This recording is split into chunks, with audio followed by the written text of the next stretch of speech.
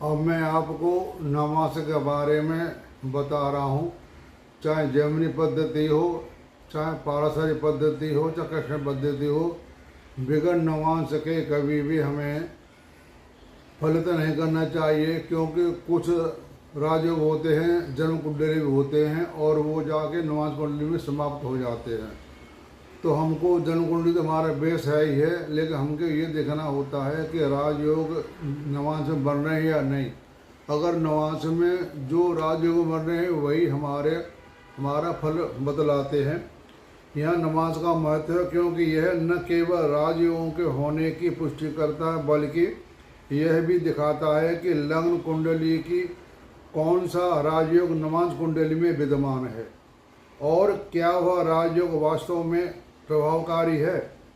नमाज के महत्व पर बल देने के लिए यहाँ इस वजह से ही पर्याप्त है कि फरवरी 1962 में पैदा हुए अधिकांश व्यक्तियों की कुंडलियाँ में जैमिनी और अधिकतर राजयोग मिल जाएंगे, लेकिन उन राजयोगों ने अपना प्रभाव दिखाया या नहीं, वे राजयोग प्रभावी हुए या नहीं, यह बात नमाज में स्पष्ट हो जाती है। क्योंकि नमाज में ग्रह बट जाते हैं। क्योंकि नमाज का महत्व इसलिए ज़्यादा है कि नमाज हमारे नवग्रह होते हैं और नवग्रह 30 अंश में हमारे 3 डिग्री 20 कला का एक ग्रह वो होता है हमारा नक्षत्र, और 9 ग्रह होते हैं। तो इसमें 9 ग्रहों का पूरी व्याख्या आ जाती है। हमारे 9 ग्रहों पर ही ज्योतिष का पूरा आधार स्तंभ है।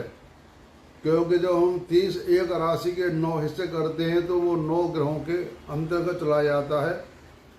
तो यदि आप स्थिति देखें तो यह पाएंगे कि मकर में 5 फरवरी 1962 को 8 ग्रहों का जमा घट बना हुआ और जैमिनी और पाराशरी ज्योतिष के सभी योग एक ही भाव में बन रहे हैं। यदि ऐसी मामले में नमाज कुंडली को जांच न की जाए तो सूक्ष्म विवेचन न किया जाए तो इसमें बड़ी सीमा तक असमंजस की स्थिति बनी रह सकती है।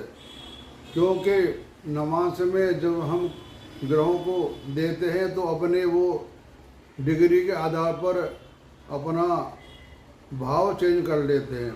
तो हमको कहने का मतलब ये है कि हमको बगैर नमाज के राजयोगों के बगैर व्याख्या नहीं करनी चाहिए। जो हमारे लग्न कुंडली में राजयोग हैं, अगर वो नमाज में राजयोग नहीं है तो वो राजयोग काम नहीं आते हैं।